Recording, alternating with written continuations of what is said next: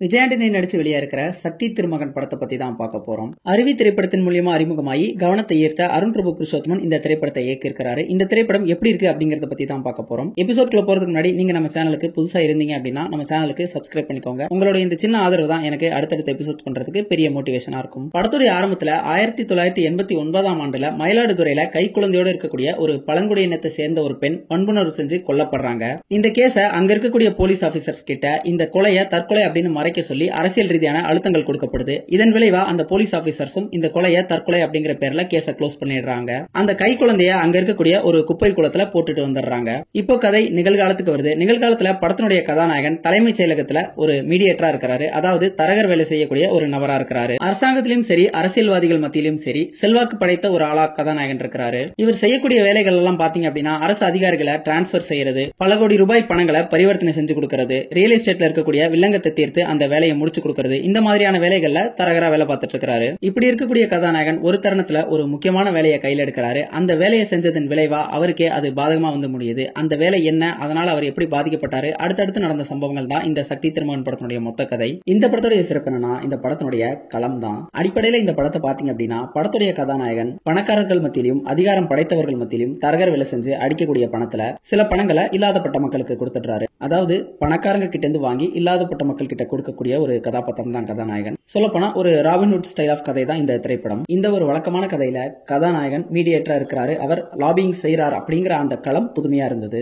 நாம செய்திகள்ல படிக்கிறதுக்கும் நியூஸ்ல பாக்குறதுக்கும் பின்னாடி திரைமறைவுல என்னென்ன அரசியல் கணக்குகள் இருக்கு, அதுல யாரெல்லாம் சம்பந்தப்பட்டிருக்காங்க, அதிகாரத்துல நேரடியா இல்லாத ஒரு சாதாரண புரோக்கர் இங்க இருந்துகிட்டே எப்படி தேசிய அளவிலான அரசியல்ல முடிவுகளை எடுக்கிறார் அப்படிங்கறத இந்த படத்துல காட்சிப்படுத்திருக்காங்க. இதுவரைக்கும் தமிழ் சினிமாக்கள்ல அதிகம் பேசப்படாத லாபிங் அப்படிங்கிற அந்த உலகம் எப்படி இருக்கு அப்படிங்கறதையும் அதனுடைய இயக்கம் எப்படி இருக்கு அப்படிங்கறதையும் இந்த படத்துல கதாநாயகன் கிட்டு பார்வையின் மூலமா நமக்கு காமிக்கிறாங்க. இதெல்லாத்தையும் பார்க்கும் பொழுது இதெல்லாம் சாத்தியமாங்க, இது ஏதோ கான்ஸ்பிரசி மாதிரி இருக்கு அப்படிங்கிற அந்த எண்ணத்தை வரவழைக்காம நம்மளை சுத்தி இவ்வளவு நடந்துட்டு இருக்குதா அப்படிங்கிற ஒரு வகையான ஆச்சரியத்தை தான் இந்த காட்சிகள் நமக்குள்ள வரவழைக்குது.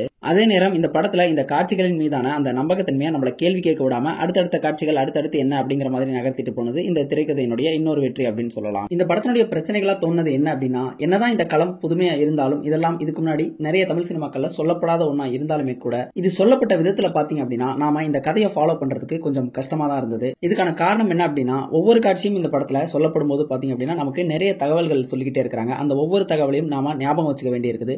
புது புது பெயர்கள், புது புது சம்பவங்கள், இந்த மாதிரி நிறைய தகவல்கள் நம்ம கிட்ட கொடுத்துக்கிட்டே இருக்காங்க. இதை எல்லாத்தையும் நாம ஞாபகம் வச்சுட்டு பார்த்தாதான் ஒரு காட்சியை நம்மளால முழுமையா ஃபாலோ பண்ண முடியுது. நாம கொஞ்சம் தவறினாலும் கூட இப்ப திரையில என்ன நடந்துட்டு இருக்குது அப்படிங்கறது புரியாம நமக்குள்ள குழப்பத்தை விளைவிக்கக்கூடிய வகையில தான் இந்த கதை சொல்லப்பட்டிருக்குது. இவங்க இந்த ஒரு அம்சத்துல கவனம் எடுத்து இந்த திரைக்கதையை இன்னுமே கூட கொஞ்சம் எளிமைப்படுத்தி இன்னுமே கூட கொஞ்சம் செறிவாக்கி இந்த ஒரு கதையை எல்லாருக்கும் அப்பீல் ஆகக்கூடிய வகையில எளிமையா சொல்லியிருக்கலாம். ஆனா இவங்க இந்த மாதிரி நிறைய தகவல்கள், நிறைய காம்ப்ளெக்சிட்டிஸ் இந்த கதைக்குள்ள கொண்டு வந்ததுனால இது எல்லாருக்கும் அப்பீல் ஆகாத ஒரு கதையா மாறிடுது. அடுத்ததா இந்த படம் ஆரம்பத்திலிருந்து பாத்தீங்க அப்படின்னா படத்துடைய கதாநாயகனை உண்மைக்கு நெருக்கமா தான் சித்தரிச்சிருப்பாங்க.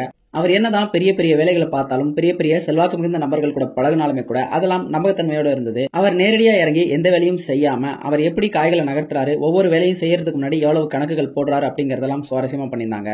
ஆனா ஒரு கட்டத்துக்கு மேல பாத்தீங்க அப்படின்னா இந்த படம் ஒரு டெம்ப்ளேட்டுக்குள்ள மாட்டிக்குது. கதாநாயகனே நேரடியா இறங்கி எல்லா வேலையும் செய்யற மாதிரி மாத்திடுறாங்க. அதே நேரம் அதுக்கப்புறம் பாத்தீங்க அப்படின்னா இது வழக்கமான ஒரு ஹீரோக்கும் வில்லனுக்குமான ஒரு மோதல் கதையாவும் மாறிடுது. அந்த மாதிரி இல்லாம படம் எப்படி தொடங்குனதோ அதே மாதிரி இந்த படம் முடிகிற வரைக்கும் மெயின்டைன் பண்ணிருந்தாங்க அப்படின்னா இந்த படம் இன்னுமே கூட கொஞ்சம் சுவாரஸ்யமா இருந்திருக்கும். அதே மாதிரி பாத்தீங்க அப்படின்னா கதாநாயகனுக்கும் வில்லனுக்கும் என்னதான் பிரச்சனை அப்படிங்கறதும் எங்கேயுமே பெருசா தெளிவுபடுத்தவே இல்ல. கதாநாயகன் தரகர் வேலை செஞ்சு நிறைய பணத்தை அடிக்கிறாரு. இது வில்லனை கோவப்படுத்துது. இந்த ஒரு காரணத்தை தாண்டி கதாநாயகனுக்கும் வில்லனுக்கும் வேற என்ன பிரச்சனை அப்படிங்கிறது தெரியல. இந்த காரணத்தினாலேயே கதாநாயகனும் வில்லனும் மோதிக்கக்கூடிய அந்த காட்சிகள்ல பாத்தீங்க அப்படின்னா அது யூசுவலா பாத்தீங்க அப்படின்னா பரபரப்பையும் டென்ஷனையும் உண்டாக்கி இருக்கணும். அந்த மாதிரி எதையுமே உண்டாக்காம பெருசா அந்த இடத்துல எல்லாம் எந்தவித உணர்வுகளும் இல்லாம ரொம்ப சாதாரணமா தான் நகர்ந்து போகுது. இரண்டாம் பாதியில கதாநாயகனுடைய அந்த சின்ன வயசு பகுதி ஒன்னு பிளாஷ்பேக்கா வரும். அந்த பிளாஷ்பேக் ரசிக்கும்படி இருந்தது. மொத்தத்துல இந்த சக்தி திருமகன் படம் ஒரு நல்ல ஃபர்ஸ்ட் ஹாஃப், அதை தொடர்ந்து ஒரு சுமாரான செகண்ட் ஹாஃப் அப்படின்னு ஒரு சுமாரான திரைப்படமா இருக்குது. விருப்பம் இருக்கிறவங்க ட்ரை பண்ணி பாருங்க.